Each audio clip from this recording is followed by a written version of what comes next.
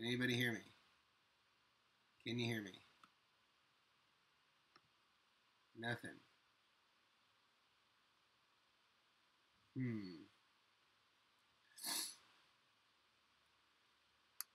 Okay, now we're back.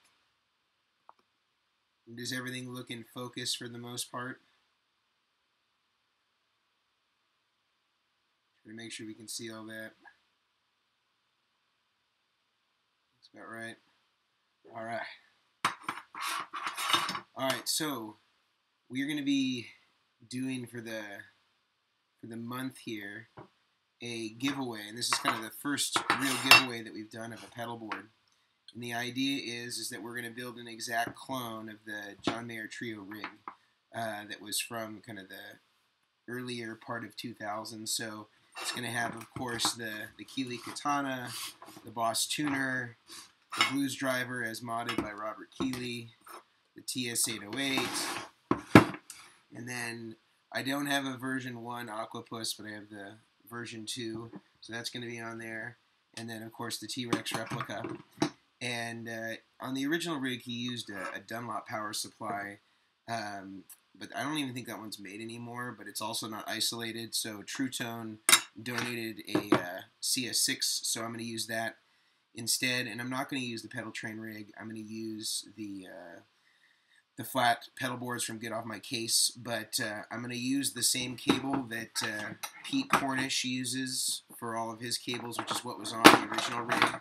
So this is Belden 8412, and I'm going to do the whole thing where I color code it with one green end and one yellow end, just like Mayer's, except his had a lot of space in between it, and a lot of people suspect that that was for a sonic reason, and I actually have heard from the people that sold it to him that that was the shortest length they had for Pete Cornish cable. So he had all 3-foot interconnectors when ideally, he might have been able to get away with under a foot. So I'm going to make them to the actual exact lengths that they need to be. I'm going to use all Neutrik connectors, which were on the Pete Cornish cables. I'm going to put all of the braided sleeving around them and do the whole thing. So it'll look real nice and it'll have all the stuff. So it'll be really a part-for-part clone, minus not having the Aquapus version 1. But if you have one, then you can always swap it out if you win. I'm going to look at some of the questions here. Let's see. I'm not going to include Tobias any of our pedals just because it's not what he used. But maybe a consideration for some of the runners-up that don't get that don't win the pedal board. We might be able to accommodate a few extra people to get them everything that they want. But only one person will win this, and it will really be exactly the same layout and everything like that of the original one. If you look in the description, and I don't know if it's showing up yet, so let me know if you don't see it showing up in the description of the live stream. But the idea is that you would be able to, all you need to do is make sure you subscribe to the channel, and then you can go to our website and let me see if I can plug in the URL here for you. I'm going to put it right here in the description box for you. Here's the 2 things that you need to do.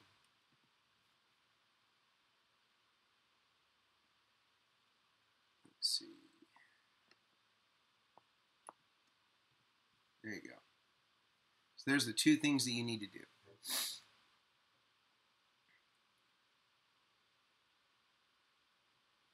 All right, well, I guess J&D, if you want it, you're gonna have to sign up. That's the only way. And we'll just use sort of like a randomized picker to get, to pick who the winner is, and so it'll just compare our subscriber list to the people that have signed up for our email list. Some people here have already done both, so they'll automatically be included in that. But while we're waiting, I'm actually just going to get into the cleaning of these pedals. This is kind of the first time we've really had them all together. So I'm going to start just doing what I do to all pedals when we start a new rig, getting everything cleaned up.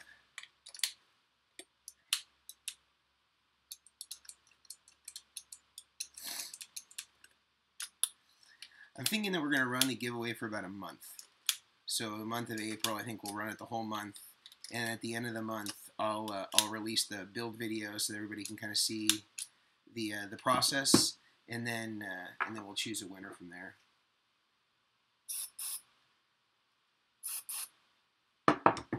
Yeah, I'm holding Gavi's TS808 hostage because he has my TS10.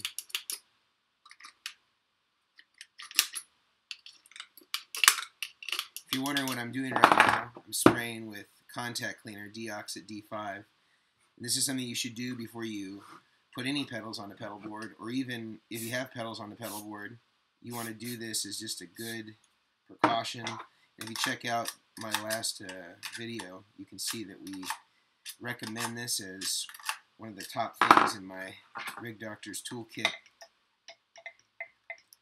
Alright, people are signing up, that's good. You want to win, you want to be one of the early people to it.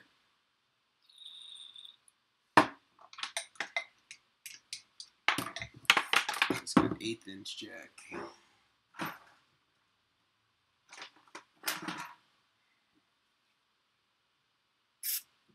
Woo!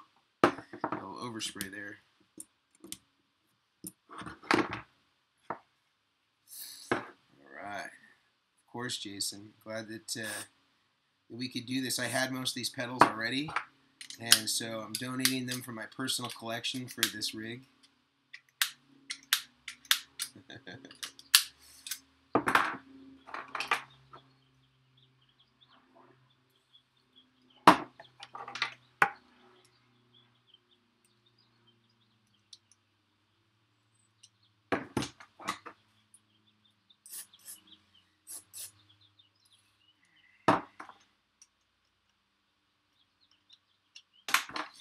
Yeah, for a lot of you, this will be pretty easy because some of you have already done this and already signed up. So there won't be much for you to do other than just continue to check it out. I'm going to post maybe a little bit every week, just kind of progress, so people can kind of see where we are with it. I haven't got the physical Pedalboard platform yet, so that's that part can't happen yet. But this is the way that we approach every pedal board. Anyway, we end up cleaning all the jacks, making sure that they're ready to go. And I'm even going to open these guys up and tape off all of the battery clips.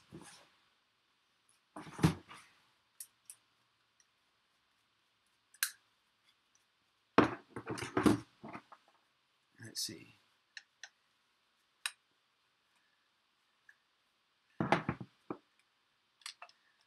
Well, Seymour, that shouldn't affect you entering the contest. If you got fingers, you can type. You're welcome, Stephen. Or Stefan, however you pronounce it. I apologize if I got it wrong.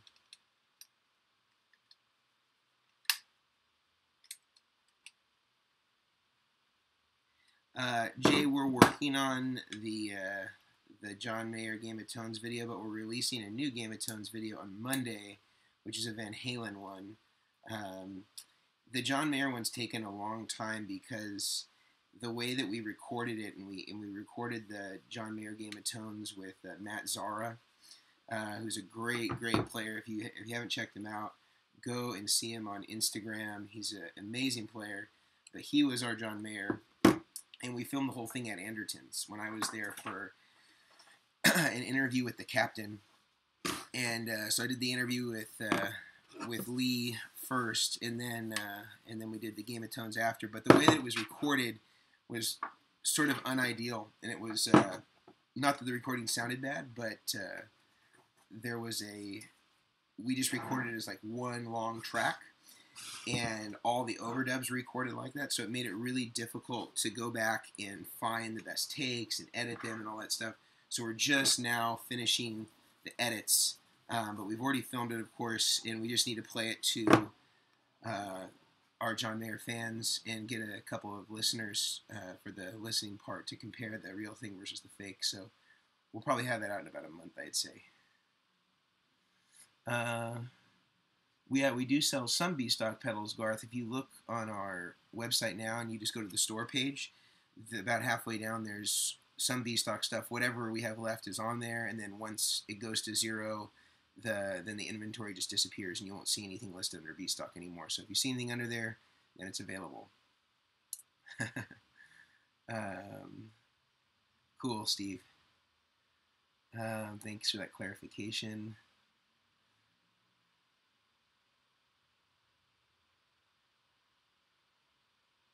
Let's see. How does the TS on the board compare to your Tone Secret? Well, I would say that the Tone Secret, imagine that with the overdrive in this position where it's straight up, that's like the max gain that's available in the Tone Secret from the Tube Screamer side.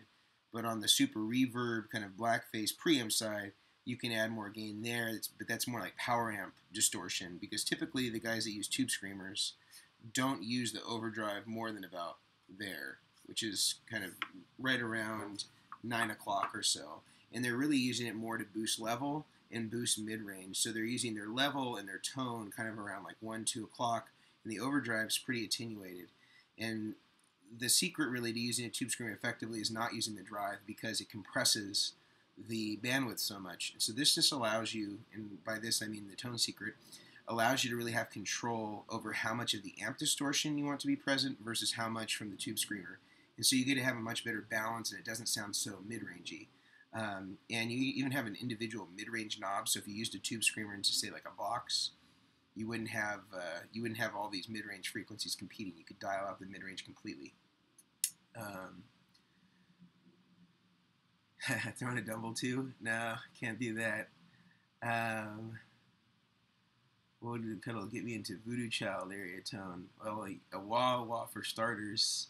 My favorite wah-wah, and it's a vintage one, but they're really cheap and nobody knows about them. They're sleeper wahs, and the guy that told me about it was actually Phil Sayas, and it's called the Blubber Wah. I'm going to type it in here so that you can have that. Blubber Wah. Try that again. Blubber Wah. And it's made by Maxon. And they're made in the 70s. And they sound incredible. And I've yet to see one go for more than $150. And it's got incredible tone. It sounds great. And they used a really high quality die casting for it. It's very lightweight, even though it's a wah-wah pedal, and those typically aren't lightweight. So I would highly suggest check that out.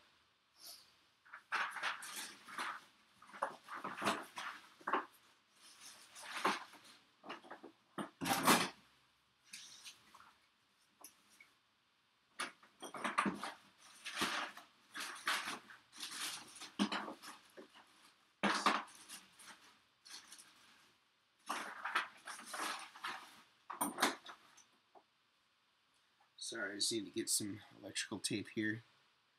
Let's see. You're welcome, Seymour. Charisma, cool, man. I'm glad you like it. I would place the steel string after the Tube Screamer, because if you think about it this way, the steel string's representing the Dumble amp. The Dumble amp would come after the Tube Screamer, so no reason to do anything else. All right. Ooh. People hear me better now? Does this sound better? Let's see. How's that? Good, good, good. There it goes. I think this is a better audio now. I just figured out how to switch it to the camera mic that has like a nice Rode mic on top of it. So it might sound a little better now than it did before. Let's see, does John Mayer... We're all going to eBay. Yeah, or Reverb has it too. That's an incredible wah, though. Seriously, it's like if you could buy a $1,200 Clyde McCoy. It's like got that vibe, and it's all old stock parts. No funny business. Does John Mayer use 2 katanas before or after? You know who's the guy to ask that is Gabriel. Gabby, can you tell us about where the katanas are? When Gabriel and I went to the John Mayer rehearsal a couple weeks ago, I don't think there was 2 on there. I think there was just 1, but I could be wrong.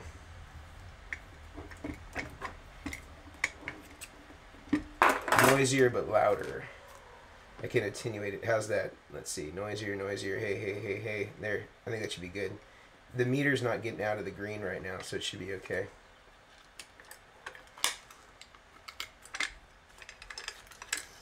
Just for people who are joining us, I'm cleaning up all the pedals here, getting them ready to mount. On this guy, I've already removed the Velcro. And actually, let me show you a cool trick here with Boss pedals. Do people want to see a cool trick with these? If you're going to put Velcro on the Boss, the easiest way to do it is just flip over the part with the rubber, because as soon as I pull this off, it's going to look terrible.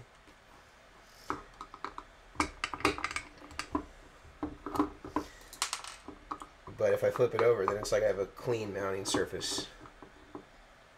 What about a nice bassman tone in a pedal? A blackface era bassman or a tweed era bassman. So that looks pretty terrible. I think most people would agree. But if you just turn it over, now you got a clean mounting surface. And we know that Sean Brown was the one that modified this Keeley. This Keeley Blues Driver, 2015. Maybe he still works there. Tweed. Well, I don't know any that like sound exactly like that, but actually, you know what? I lied. I do know something that sounds like that. The one that sounds like that is it's made by a guy named Lazy J, and he's a guy in the UK, and I think he's got the best sounding kind of tweed stuff out there. I actually think he makes tweed amps as well, like clones of 5E3s and different era or different power size tweed amps. He's got a great one, the Lazy J, and I think the pedal's called the Cruiser. And I think it has a couple different settings, so you can get more of like a low-powered tweed amp, kind of like a Champ or a Deluxe, and then he's got some like higher-powered ones like Bassmans and Twins. This is the best way to get rid of old Velcro, by the way, is just take the adhesive side and just pull up, just Brazilian wax the bottom of that pedal.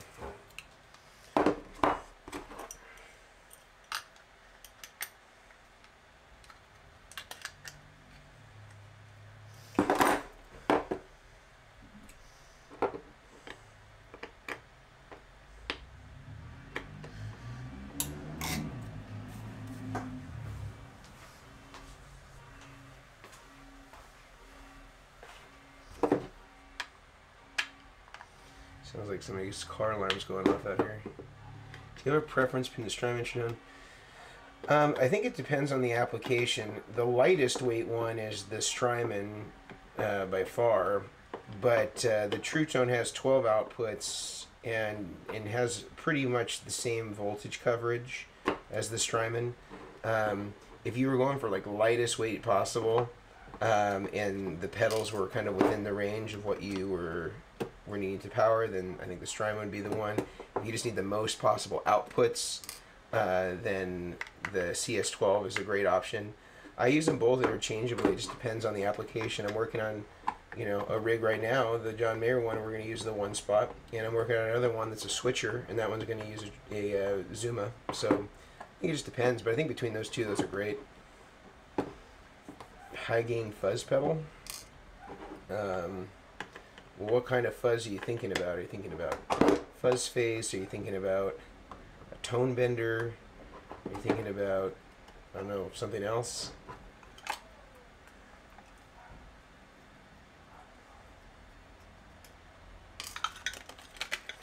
Oh yeah. It's not a good idea to leave batteries in your pedals, especially if they're going on a pedal board. You want to make sure that you get all these out.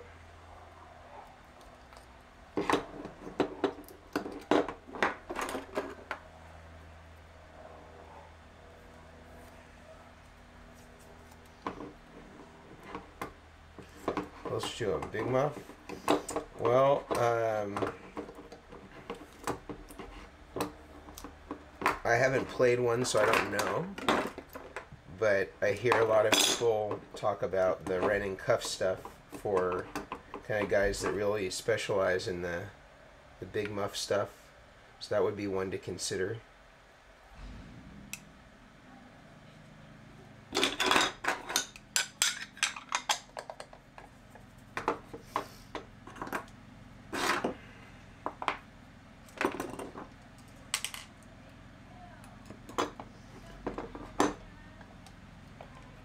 We tried the Dunlop base wall.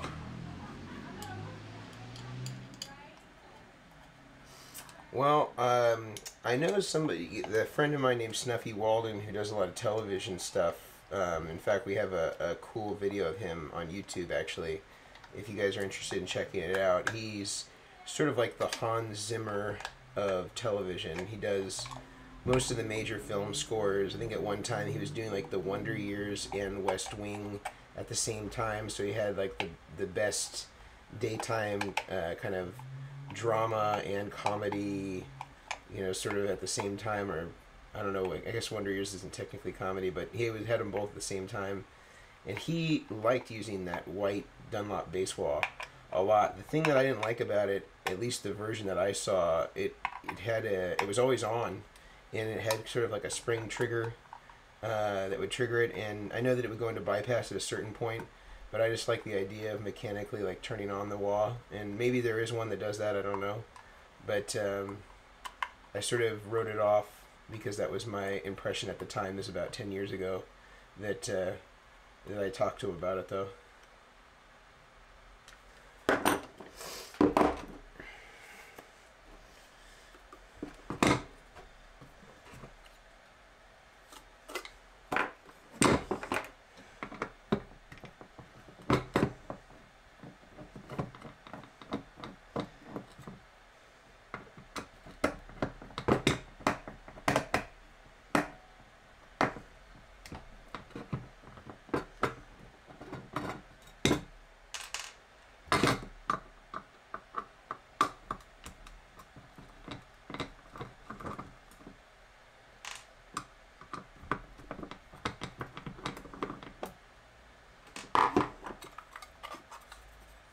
Sure.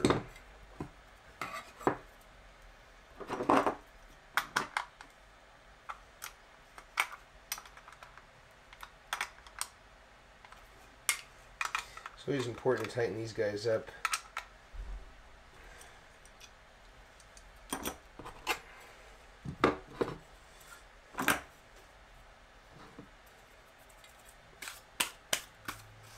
It looks like this one doesn't have the normal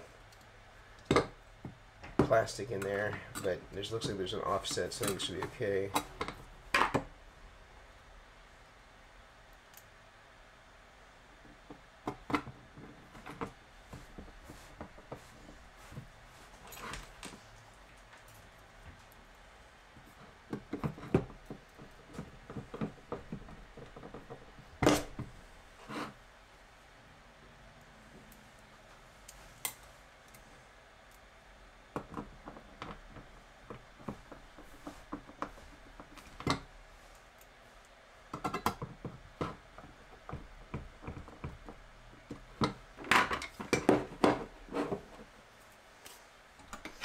Tone brush.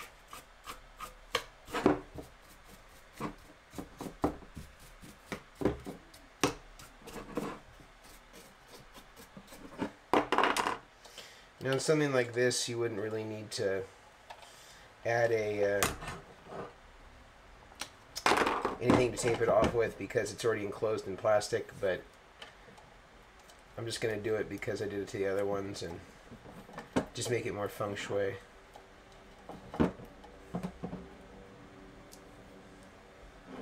Oh, hey, Tony. Zeke's over here. Zeke, come here. Come here, buddy. Come here. Come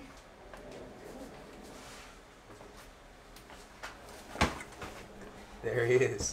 Zeke, who is it? Oh, they're going for it. There he is.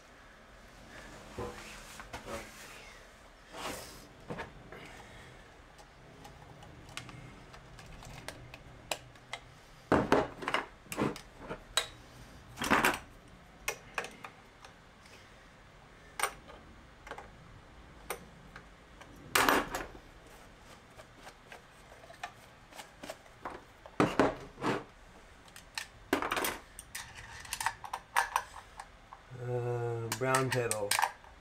The T-Rex. This guy. It's a delay. It's a great delay, actually. I don't know why it's sort of fallen out of fashion, but yeah, about 10 years ago it was probably the most popular digital delay you could get. Alright. So all of them are cleaned. All the batteries are out. All the battery leads are taped off. Actually, I lied. This one's not.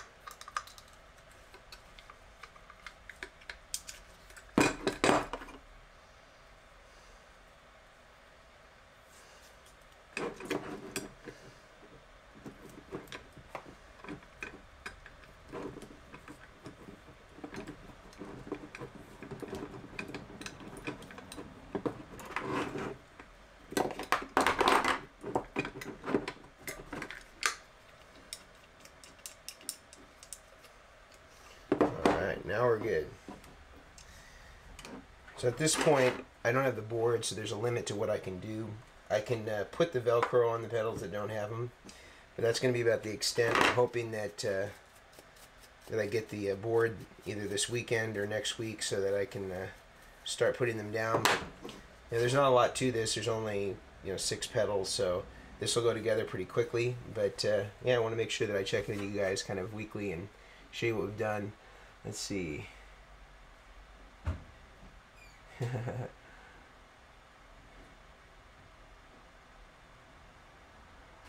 Would you suggest an envelope filter as the next pedal?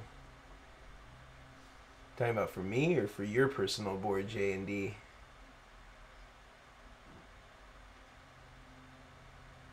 Is the GSC their power supply, or is that something else? I'm not sure. The Fossil 76. Yeah, it's a great record. Try's really wonderful.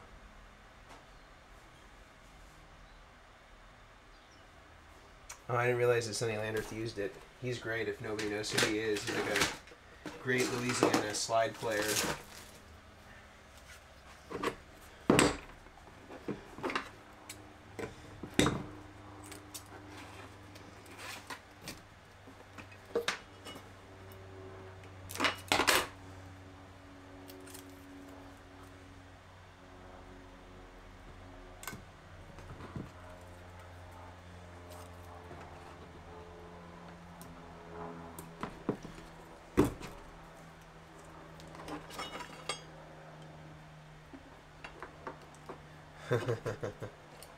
Is it really an awkward moment? Did something weird happen when you were selling it, Gabby?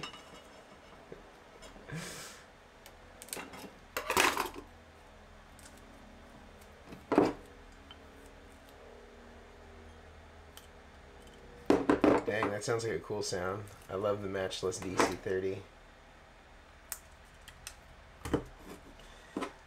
We're just tuning in.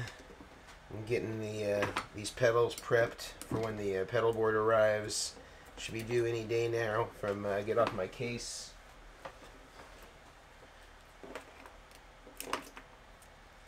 And if you're just tuning in, this is pretty much a part-for-part replica of the John Mayer Trio rig. I think it's one of my favorite era tones of his as well, because sort of right on the borderline when a few of the stuff off of Continuum had come out, but as kind of like a singles, like Gravity was being played quite a bit before the album came out. And there was some really cool stuff. When Hurricane Katrina hit, he did this Live Aid concert, and also the tsunami relief stuff that I think that's I think that happened right around that time. And he did some really cool stuff where he played like Bold as Love, and he played Gravity and Sissy Strut, and with this rig, and it was like one of the best tones I thought I'd heard him with live. So this is sort of like, as far as live tones were concerned, pretty amazing with this setup.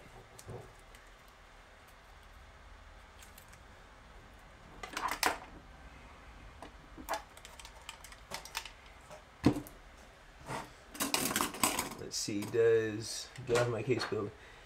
Yeah, they do. They build everything pretty much. I just don't usually get the cases from them because now that Pelican has so many offerings that are a lot lighter, I usually just go with that. But I would never hesitate on a quality basis to buy one from Get Off My Case. They just typically only build the pedalboard platforms, that's all.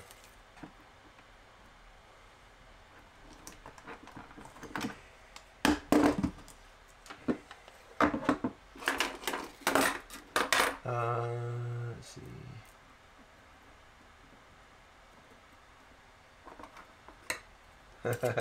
You might as well sign up, Crushy. You can just, at the very least, you'll be notified whenever we post new stuff, because we'll send you an email on our newsletter, unless you explicitly tell us not to in the sign up. Oh, the programmable switcher.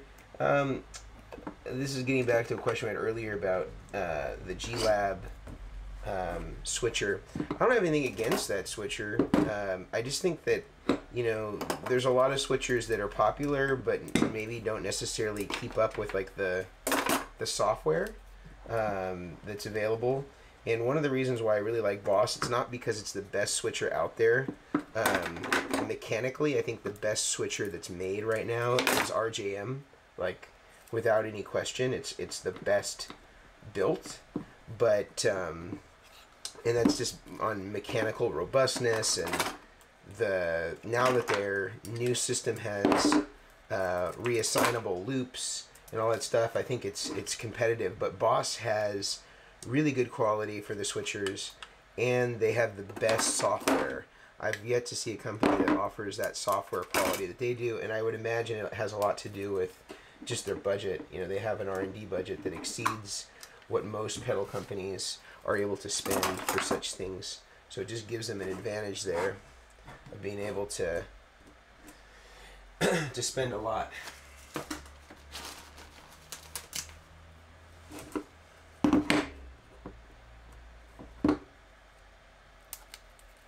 Yeah, Pelican air cases are fantastic.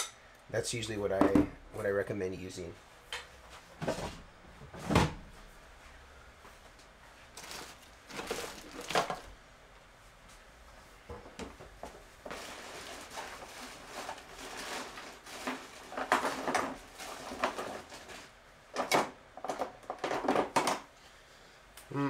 Got one last clear piece left. So I have a little mismatch here on the bottom.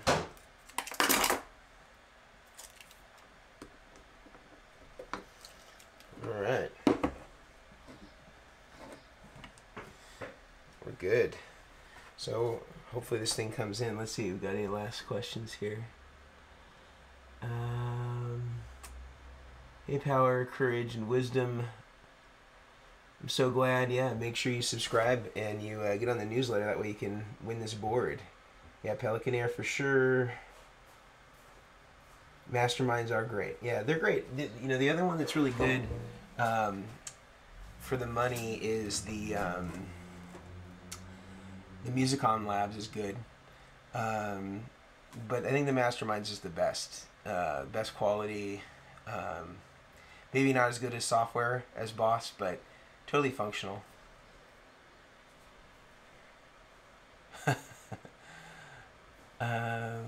You got it, Fossil 76. The majority of boards you build use a send and return directly into the input. Well, most amps don't have an effects loop, and most of the amps that people are buying, I guess I shouldn't say most of the amps people are buying, but the most commonly purchased amp as of last year was the Hot Rod DeVille or the Hot Rod Deluxe, that series. So technically those have effects loops. but nobody's really using them with the effects loop, because unless you're using the high gain channel, which most of us frown upon on the hot rod series, there's not going to be any benefit really of you using the effects loop, because the amp's not producing any gain. So I'd say the majority of people are using these in front of amps. On occasion they'll use them in the effects loop, but the problem with pedals is there's no standard for effects loop impedance. So and it's kind of a problem that starts at the amplifier level and then works its way down to pedals. And so pedal manufacturers kind of don't know what to do, because some guys are calling line level a certain a certain level, and other guys are calling it something different, and it's just very difficult to be able to find pedals that agree in an effects loop. So there's a few that I recommend if you do use an effects loop for certain effects, like for delay. I think that the Nova delay from TC Electronics is incredible. Also, the Providence Chrono delay is really good. For reverb, the Digitech Hardwire RV7 is a really good reverb. But a lot of stuff doesn't work in the effects loop properly. Like Strymon stuff in a lot of effects loop doesn't work great, but in front of an amp it works incredibly well. So these are just things to consider with effects loops. Drinking a whiskey, huh? Good for you. Let's see.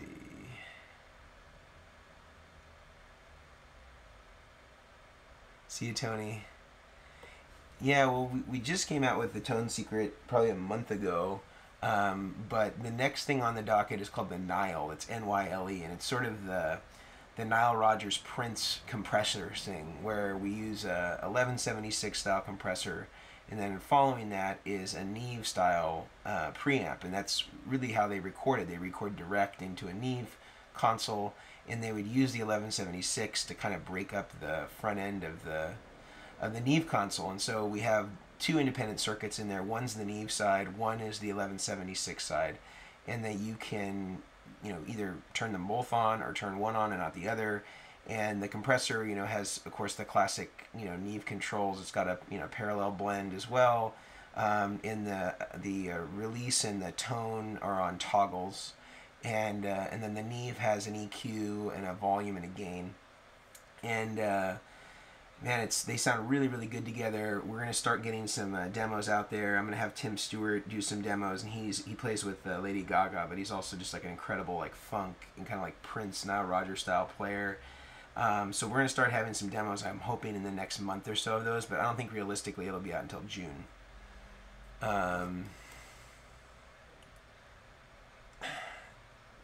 Sorry guys, I'm a little bit further back. Dynamic distortion into a blues deluxe is sick. Yeah, dynamic distortion is great, and it's great into clean amps like that. Thanks, Nathan. And thanks, Power, Courage, and Wisdom.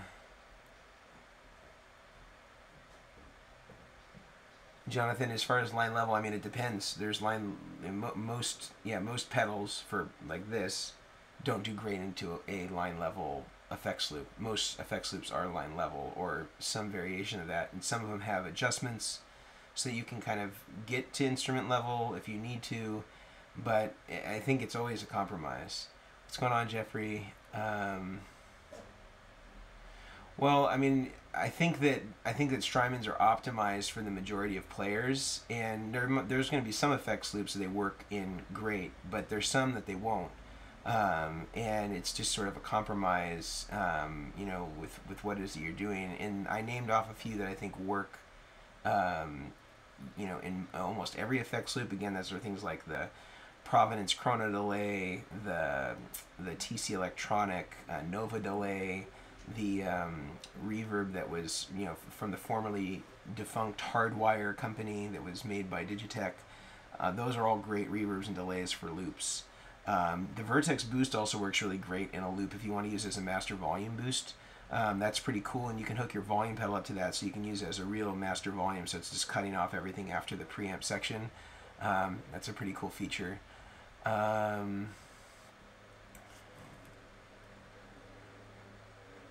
I got one in Spanish. What are my preferred connectors for a pedal board?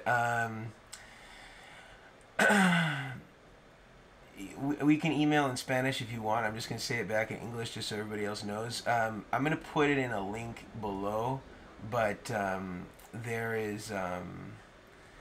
there are some really really cool connectors that are just on Amazon, man. I have them linked in all the videos for Rig Doctor, but you can just throw them up you can just go in any there and check those links.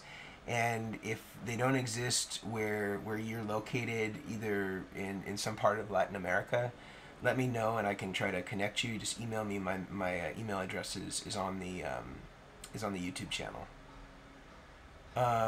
So Jonathan, like a color box, no, because that's just like the Neve side or the console side. But this is also have an independent compressor that's completely separate from that, and you can control them separately. So they have their own foot switches for each part. So it's not just the console side; it's the compressor side too. And so it's the combination that's like that classic Prince clean tone or that classic Nile Rodgers like Chic or Sister Sledge type tone, or in modern days like Get Lucky, that sort of thing. Um, let's see, what kind of laptop to use. I have all Apple stuff here out here in the garage. I just have a MacBook Air, and then inside I have like a newer MacBook Pro. But I like them; they're great. Um, See you later, J&D. All the jam tones, right, Sean? Of course. Which one do you think is better for live use, the Aux or Wazacraft? First of all, thank you for your donation there. That's very kind of you. Um, so I don't. The Wazacraft, to my knowledge, is not out yet. But I have one on order because I have a Boss account. Because I buy a lot of their switchers and their volume pedals. And so they told me that I'm due to get one in the end of April. So I will do that comparison. In fact, my good friend Prashant Aswani, and if you don't know him, go check him out right now on Instagram or on Facebook. He's an incredible player, and he's got the two note stuff, like all their stuff. So we're gonna do like a three-way shootout with like the Aux, the Wazacraft, and the two notes, and so we'll give you a pretty good sense. I'm gonna bring everything. I'm gonna bring the Dumble. I'm gonna bring all of my amps, all my Tweed amps, all my vintage Fenders, everything, and he's got a bunch of old like Marshall stuff and Bogner stuff. So I'll have a pretty extensive group of amps from clean to dirty, and I'll definitely make a Rig Doctor video about all that stuff so that you can see exactly what we think and where it might be a good fit for you. Hey Patrick. Typically we test them on Hot Rod Deluxes or Blackface Fenders, just because it's really common. Down to Steven, bassist, and currently building a board. Just about to get off my case board. Tiny Tune, Pow 2. Sweet. Is the full tone, I'm guessing it's the bass version on that full tone, or an OCD full tone. Got it. It's not the bass version. I'm thinking of the full drive. Cool. Yeah, I mean, I haven't tried the OCD on bass. I'm guessing it works okay then. Yeah, I mean, I would say Stephen or Stefan. I don't know if you're the same one we talked to earlier. So I'm sorry if I'm saying your name wrong. Um, I would just go for an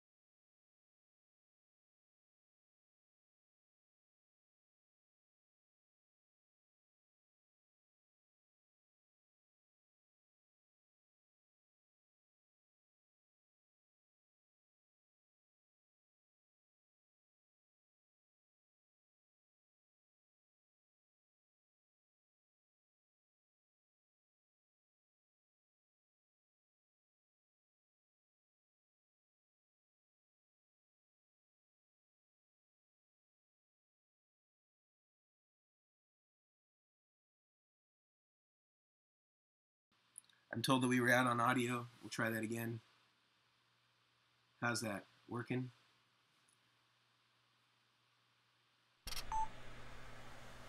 We back? Working?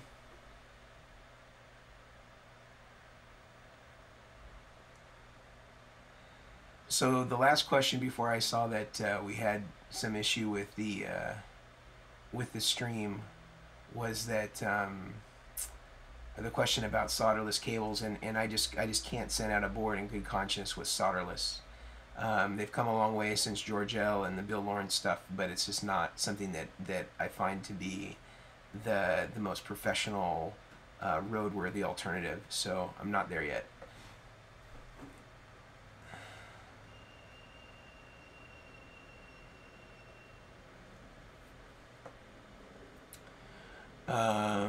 Okay, cool, it's back. I'm glad. Alright. Whatever happened to the last Game of Tones giveaways? Well, we announced them at the end of each one, and we do the giveaways. So I think we give away 10 pedals with every Game of Tone episode, and there's a new one that's going to come on Monday. It's an Eddie Van Halen one, and it's killer. We did it with Joe Sprunt, and we did it live at NAMM with the aux box as our speaker cabinet, just because it's too loud at NAMM to really record, and that's incredible. It's really, really good. I don't know if Lava ELCs are solderless, but if they are, to me they don't exist.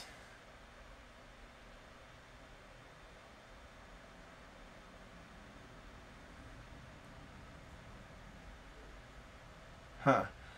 Well, I think Gabriel's on the live stream right now, and so I'll have him check in about it. I wonder if for some reason it got spammed.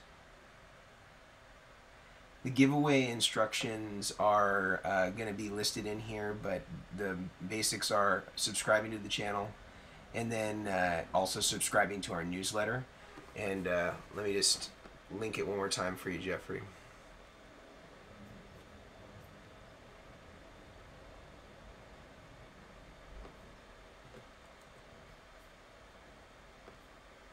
Alright. So here are the prerequisites for everything.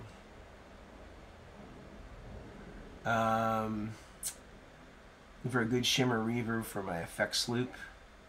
Around $100. I don't know if it does shimmer, but the Digitech Hardwire RV7 is incredible in an effects loop, and it sounds really good. It's got a Lexicon chip in there. It's pretty dang bulletproof and sounds really great. Yeah, it's an old blues driver, but it's been modded, Chris, so it's got, you know, the Keeley mods on it with the fat switch and all that stuff.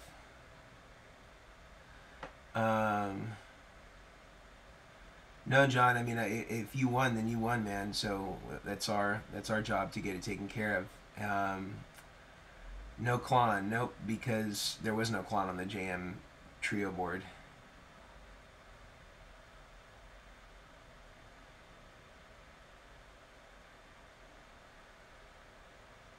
The Supernatural is good, but I prefer just a straight up RV7. I think it sounds better, to be honest.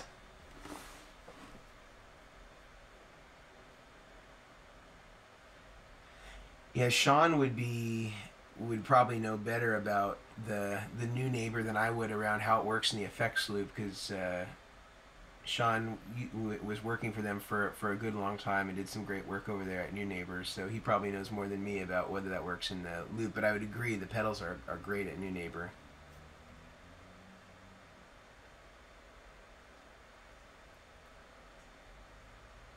Matt, that's the way to go.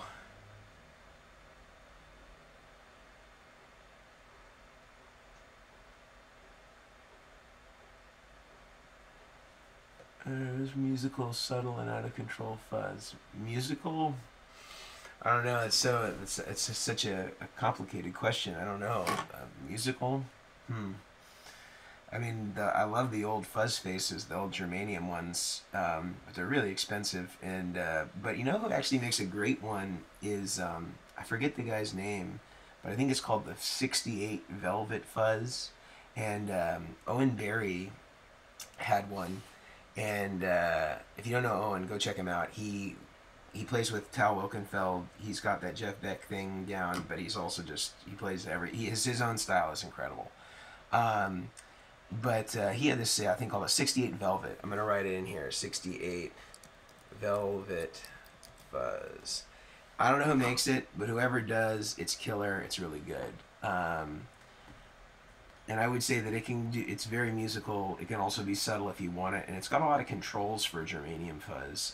For out of control, I don't know. I'll talk to Henry Kaiser, see what he says. He probably know more about that. I don't usually go for really out of control stuff.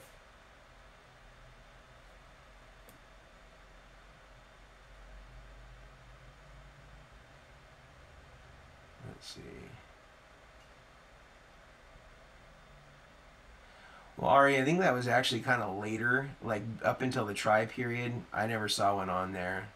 The California Dreaming thing was, like, I think, a couple of years after all that stuff was happening. Oh, cool, Matt. Yeah, that's a great tool, man. I have one right here. I just keep one on my person.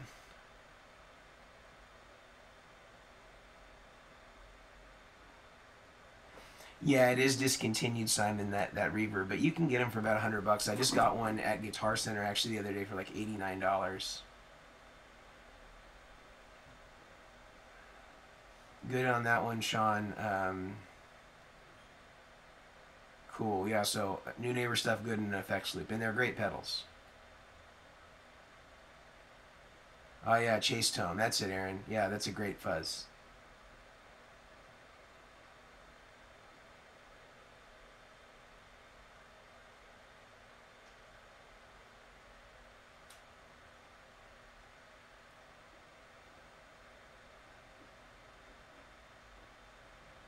Oh yeah, he signed with Purple Melons. That was way back when. Yeah, that was when he first moved to LA. I think to get a record deal with them. That was Owen Barry.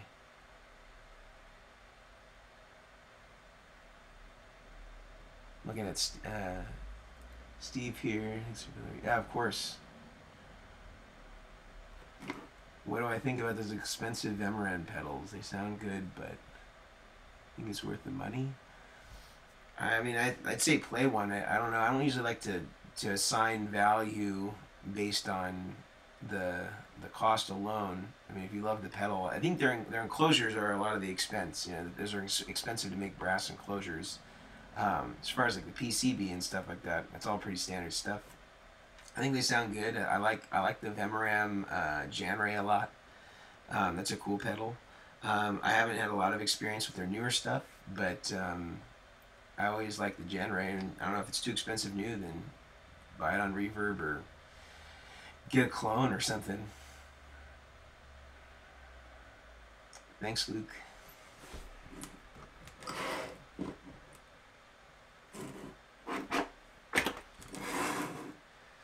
don't know if you guys can see this, but the whole time my dog's just been hanging out right over here. Just hangs out there. Zeke, what are you doing?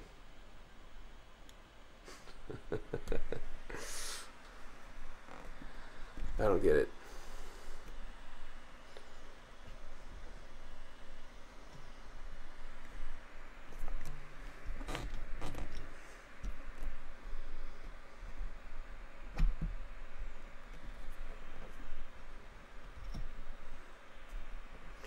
See if we can get this thing to act properly.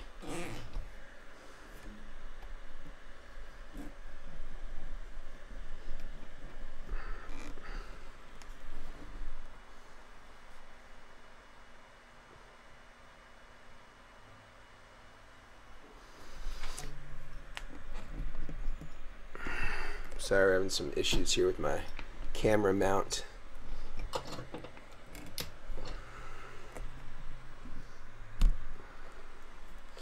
Doesn't want to behave.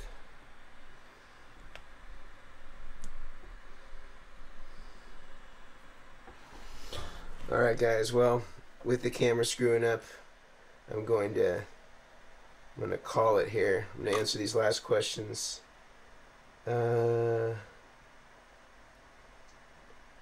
There's a lot of questions here. Hold on, let me see if I can get this thing fixed. Alright, hello. Okay. It's gonna look a little sideways for a second, but we'll get these things answered. Okay.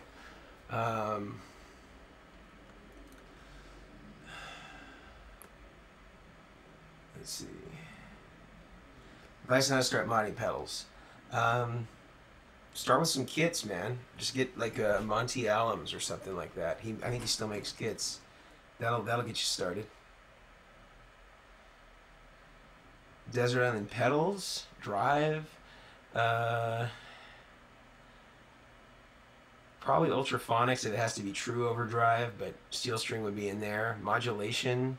I really like the Landau modified choruses that we used to do. Those are really, really cool. If you can find one, they're really expensive now on Reverb, like $300 or $400 sometimes, and I think we only sold them for $200. But it's just a modified Arion that was just matching the one that we did for Michael Landau.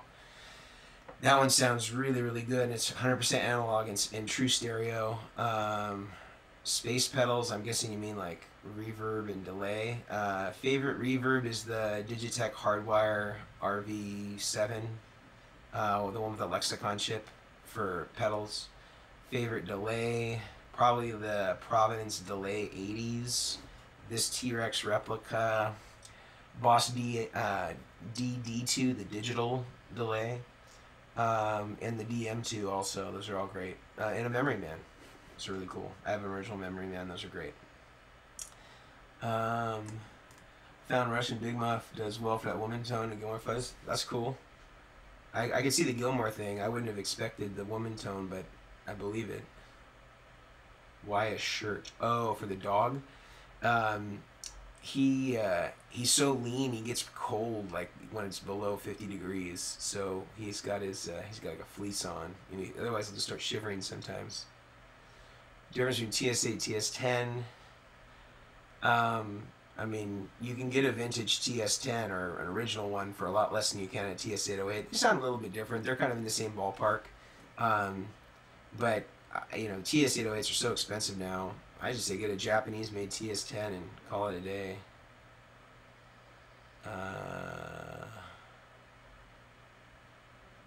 Answer the TS question. I think I did.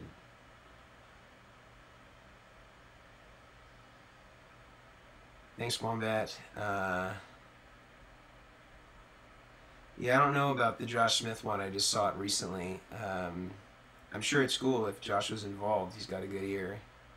Glad you dig your ultraphonics. Garth, this is just the order that it was in on the John Mayer Trio board. It's not necessarily, I don't know. I would probably put the Katana after the. I'd probably put it like this if it were me, but he may be using this to stack, to add more gain. So maybe that's why he'd want it there. That would be my suspicion. Or he doesn't stack them at all, and then it doesn't matter. Thoughts on the JHS Bonsai? It's a super cool idea. It's nice to have all those circuits in one. All right. Medici, cool. Have a good weekend, man. Yeah, he's on Neighborhood Watch. He just always stands there. It's sort of weird. He doesn't come in the garage. He kind of stands right underneath the threshold. Why do you choose One Spot over Voodoo Lab? Well, I don't. I list both of those as my approved supply. The question is from Eli about One Spot over Voodoo Lab.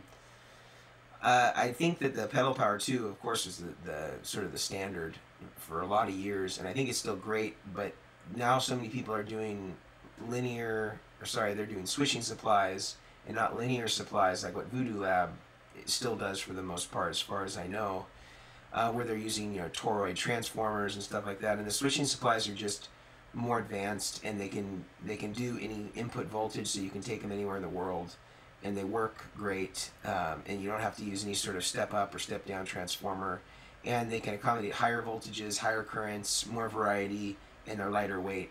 So there's just been some advancements that other companies have come up with that, in some cases make the Voodoo Lab a little outdated, but I still think they're great supplies. I wouldn't tell somebody to get rid of one if they already had one. I think that they're well built, and again, they were the gold standard for a lot of years. More tender octaver. Where's that? You're saying it's in here? I don't know. All right, don't know it. Within the recliner, how cool.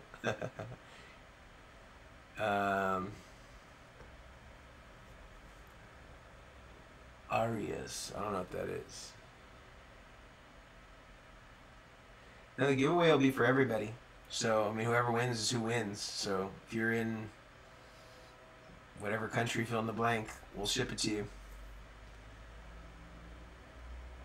Oh, okay, I get it, Matt. Yeah, that would make sense. Oh, how can I Arion course? I don't mod them anymore. So you'd have to find one that's already modded. I don't do them anymore. We're just not set up for that sort of stuff. And doing mods is a nightmare. Um, God bless Robert Keeley's heart for doing that sort of stuff. I can't do it. What's going on? Avant Apollo. Thoughts on using the CS7 to power 10 to 11 power? I think it's fine. I mean, unless you have some really high current monsters, as like 8 of the 10 or 11 pedals. But if it's just standard stuff, you should be fine. And just watch my power supply video, and that'll help you. What's my least favorite pedal that I make? I'm not going to tell you about other people's stuff. Why do you think the RV7 sounds better than the Supernatural? Well, I think that they're probably really close. I'm sure that it's using the basic hardware. I would bet the only thing that's really changed is probably how they program whatever chip is doing the reverb. But I don't know, it just sounded like a little bit more like a lexicon. And I'm used to hearing the vintage like PCM series lexicon stuff, and it just reminded me of that. And the Supernatural didn't. My favorite board to build?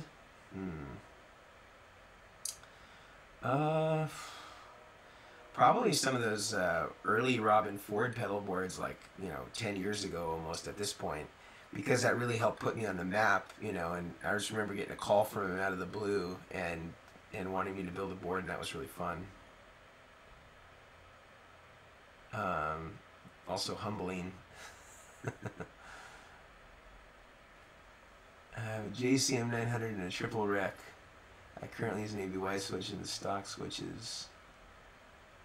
What signal switch do you suggest? For the ABY, Daniel? I think the best one's the Lely. That's spelled Lehle. I think those are the best quality. I'm sure other ones can do it. Hey, Nicholas. Nicholas, I do remember you. I recognize your name. I don't see your face here, so that's the challenge. How would you order a BB preamp, full tone OCD, and EP booster? Jeffrey, so the thing you just need to think about in terms of stacking is, what do you actually combine together? Do you combine all three of these together? And the other thing you need to think about is anything that you combine that has more gain, if you put it in front of something, it's just going to saturate the thing after it with that much gain. So usually I think it works better to go cleaner, cleaner to dirtier typically. But it depends. If you're not stacking stuff a lot, that stuff doesn't really matter. If you want things to have that mid-range thing from the EP booster hitting the front end of it, then you could do that. But I don't know, man. If it were me, I'd probably go BB preamp, OCD, and then booster in that order. So like guitar, BB preamp, full tone OCD, EP booster, amp. Because I don't think that... I think you can use the BB to overdrive the OCD, or you might flip them and think the OCD sounds better overdriving the BB preamp. But I think at the end, having that output makeup that's not going to add more saturation and just some mid-range and some volume is probably the way to go. Oh yeah. I'm so glad you dig it, man. Oh yeah, Late Mills is amazing. Hey, Derek.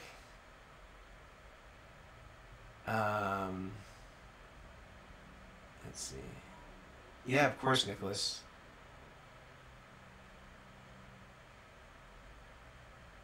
This kind of amp to accompany those amp and box pedals. I mean, I think I always go for the Hot Rod Deluxe stuff. Our Blackface Fenders are pretty good place to start. Darren.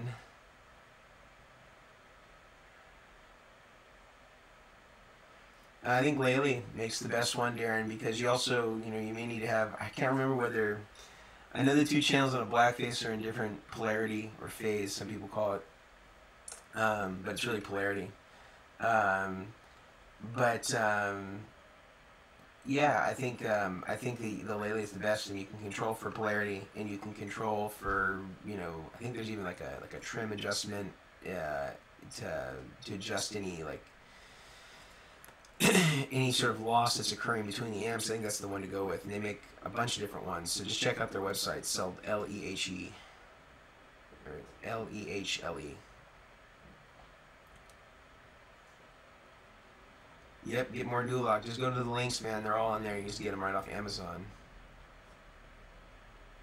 I worked with Mike Scott a little bit, but he was, and so he was one of Prince's band members, so that would be the only guy.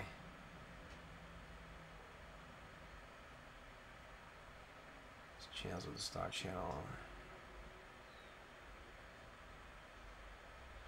Huh. I probably have to know more about if it's not something that you're changing externally and it's like inside the foot switch, that might be trickier. I don't know a lot about the foot switch that's used on those, if it's using a DIN cable or a TRS or what it uses. So maybe you can explain some more. Gabriel, can you post a picture of your Hot Rod Deluxe tattoo? I think that'd be cool. I think people would like that. King of Tone and a Klon? I don't know. Do you like to use them together? So much of this stuff is like, what do you like the sound of? It's not like, is it a rule? I think that the way that Bill Finnegan talks about the Klon is really more of like a booster, so I would think about it after the King of Tone, but it may sound good going into it too, I don't know. Thank you, Darren. It's not a gift unless you give it away. I think it's just a stock one. I'll tell you.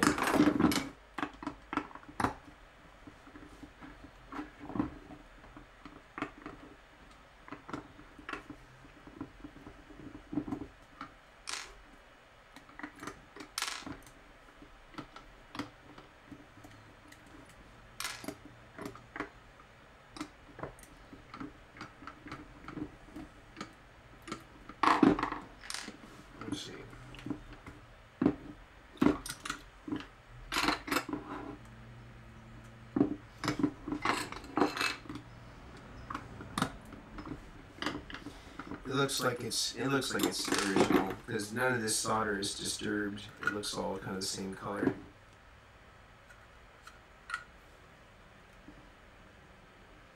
Nope, all original. It's got the JRC chip in there.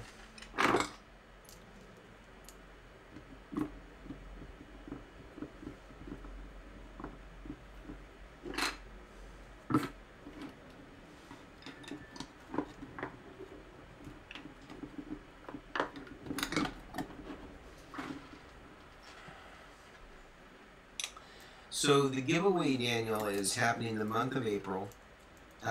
It's happening all month long, and I'm just going to be documenting the build just like I was earlier in this video. And at the end of the month, we'll do the video release of the build itself, and then we'll pick a winner. We'll pick a winner who's followed all of the parameters of the giveaway guideline. And when this goes live, I'm going to post all the details in there too, so that people can see that they haven't already. And if you scroll back through some of the commentary here, you'll see all the giveaway details. But somebody in somewhere in the world is gonna get a really nice free pedalboard. Let's see. Let's see. You have a good weekend too there. No, we're not in Virginia, we're in California. That's why it's so bright outside. Chasing the toe in their head, aren't we all? Is there a way to make a pedal sound like an or pedal like the RC Blues driver, sound like a compressor? I don't think so, Jeffrey. That sounds complicated.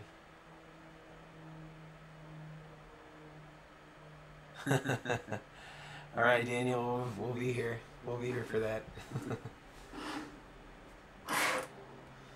Yeah, this thing's gonna be cool. Can't wait to get the actual board in. So hopefully that comes in soon, so we can put the stuff down and get the giveaway going. So let's see.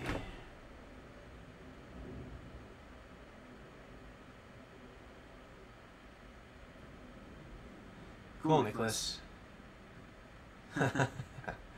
Octopus is cool. Hey, Alexander. You guys have the best coffee in the Netherlands.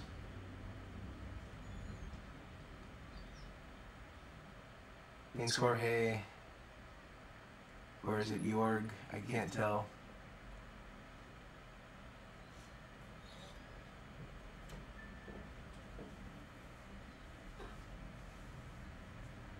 Right, Jeffrey. Well, you just don't use one, man. Just go old school. Yes, John Mayer is great.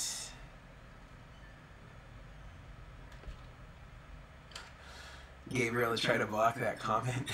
it recognized octopus as a derogatory term.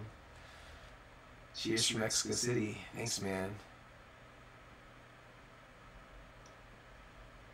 I don't know about this question, Marcio, about the Boss Blues driver. It's a Healy modified one. I love the T-Rex too. If you were to split power, I'm with Simon now. I have one more question regarding power cables. I already used a split cable daisy chain for 2 pedals. Do you have any favorite besides the DIY ones? Well, look at that video, Simon, that I did about this, and I linked some from Voodoo Labs. I don't think you should get the one with the ground lifted, just the one that has the ground connected, and do it that way. And then you can get that and just use 2 regular guitar cables. It basically looks like, let's see if I have anything that I can show you.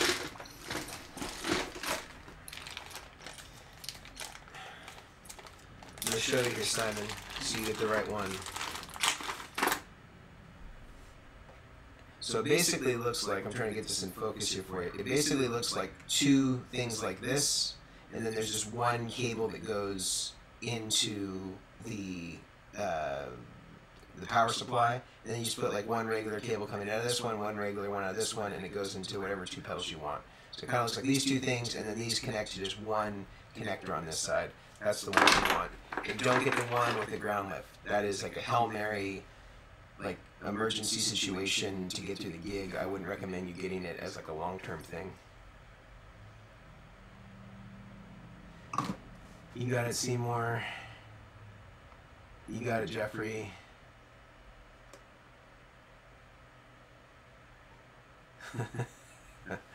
Sounds very metaphorical there. Power, courage, and wisdom. Hold it with the cam. I don't think it's going to focus it. I think that's about as in focus as it gets around here. But I think you get the idea.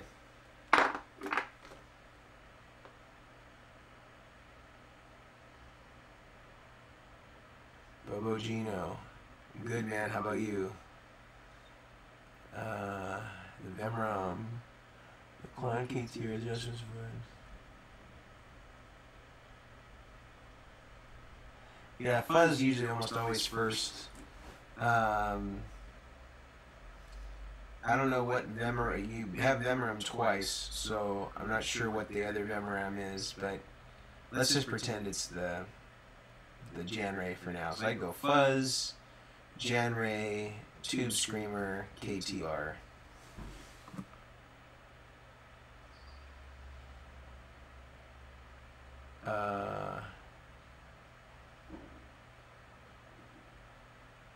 Well, are you talking about on this board here, Luke Wilson? I don't know. I mean, I guess technically, I guess he used a 2-rock at that era time, but that would definitely get you in the zone. Even when I showed the steel string to Bill Kernard, who designed that amp, he thought it nailed the tone, which was a cool endorsement. You got it, Simon. I mean, Jorge, just get a nice power strip, man, and then you know, if you have a good isolated supply, you should be good.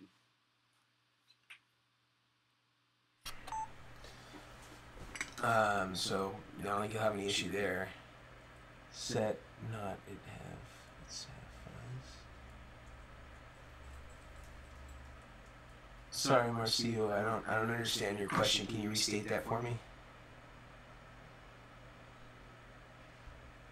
All right, off the road, Bobo Gino. Can the TRR? Okay, the TRR run 9 volt. No, can't. 12 volts. And check this out. We'll figure out what current it uses right now.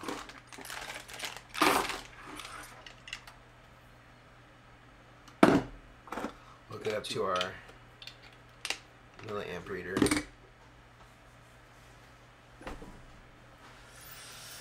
Let's see what it runs.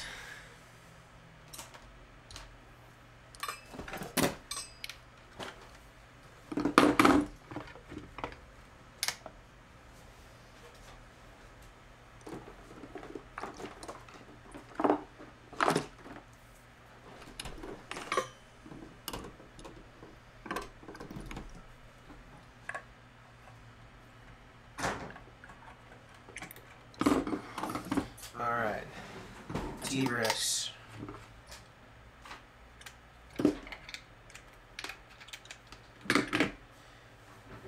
$77 milliamps or 78 milliamps at 12 volt DC.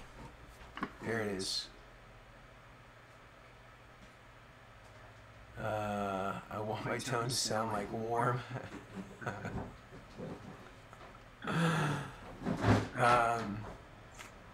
Sounds like the doesn't Mad Professor have something called like the honey overdrive or something like that? Maybe that's your jam, Seymour.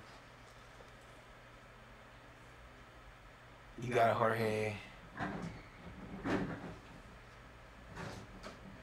Thanks, Gino. Well, then you'll have to get one. You just shred a demo for us. Luke, you win by subscribing to the channel and then signing up for our newsletter, and that's the only thing.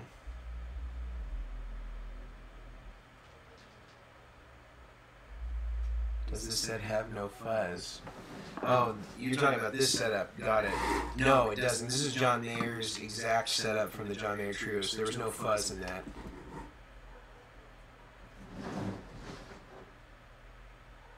Yeah, it's a good thing to do, Matt. I mean, you can save a lot of room with those power cables if you just know how to properly combine them. And it doesn't work across the board, but when it does, it saves you a ton of space.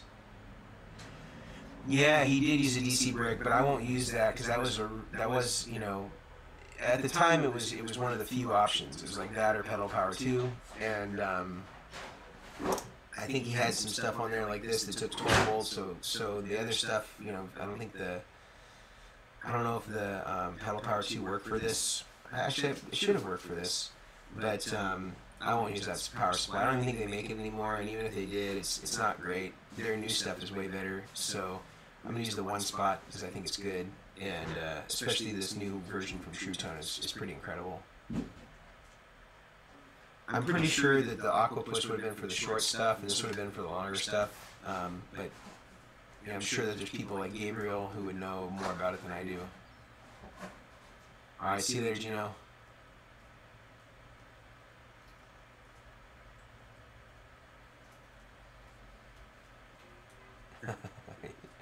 You got it. So what if he's using DC brick? No, was there a 12 volt on it? There might have been a 12 volt out, I don't know. Or he might have just, I don't know, been using a crap load of current. I'm sure that there's probably an explanation somewhere online. Okay, as I suspected, the Aquapus is always on, and then the T-Rex for longer delays. There you have it.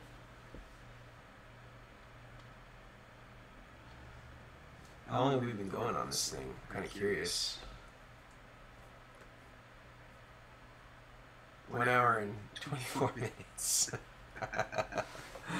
All right. Well, I'm going to call this at 1 hour 30, so we got 6 minutes left, so get it all out, guys.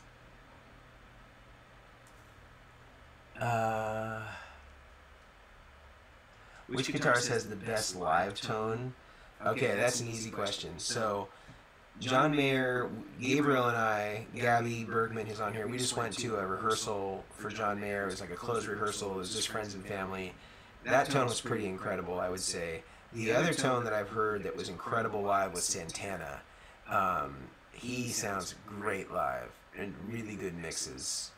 So Santana, definitely very, very good tone live. Let's see. Was it a 12 volt? I'm not sure. I mean, I'm speculating. I mean, I don't know. We can try running off a 9 and see what it does. I wonder if I see if we have one on here that's got a lot of current. Alright, I'm running off one of the big daddy current readers.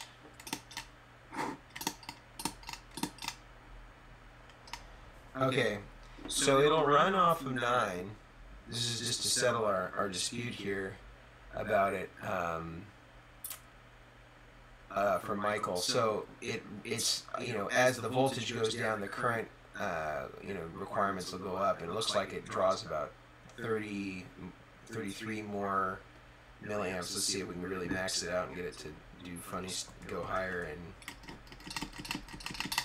yeah, so draws more current, but it looks like it actually works at 9. So there you have it.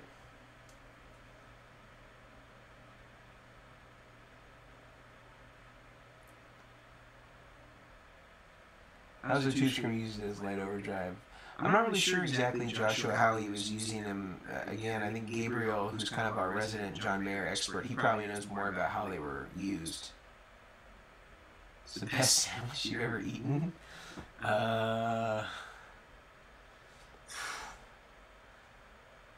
You know what? I'll tell you where. Oakland, California, Grand Lake Kitchen. I'm going to type that in case anybody wants to go there. Grand Lake Kitchen. Say Grand Lake Kitchen. Otherwise, it's not really like a sandwich, but I'm trying to think of the name of the place in New York.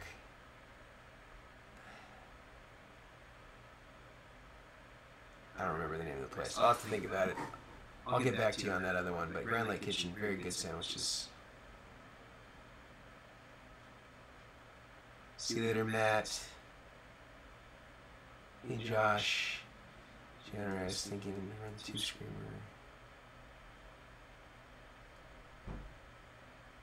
Yeah, fuzz should go before compressor. Because it's so impedance sensitive, it's not going to like anything except just a straight guitar.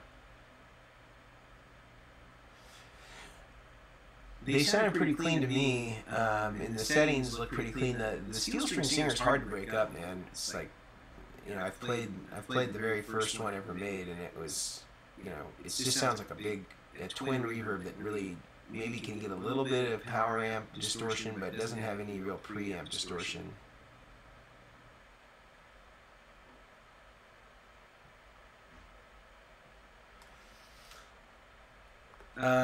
You're talking about the cover on like the Any Given Thursday thing.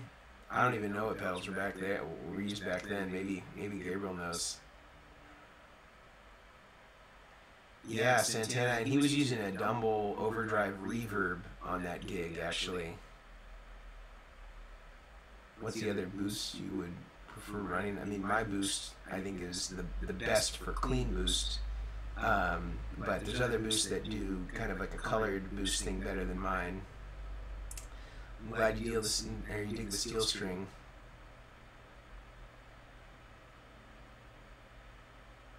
Mr. Santa Maria, thank you. Alright, we got about 30 seconds left here on the stream, so get it out, fellas. Alright, Matt. Well, when I think of the sandwich place in New York, I'll put it up here that somebody was asking about earlier. I think TS9, man. Go with the classic.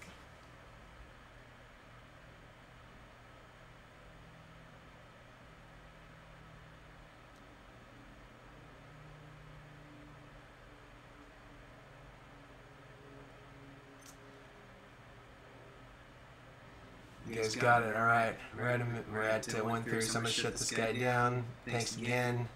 You can comment on the video if you have more questions. I'll get to them when I can.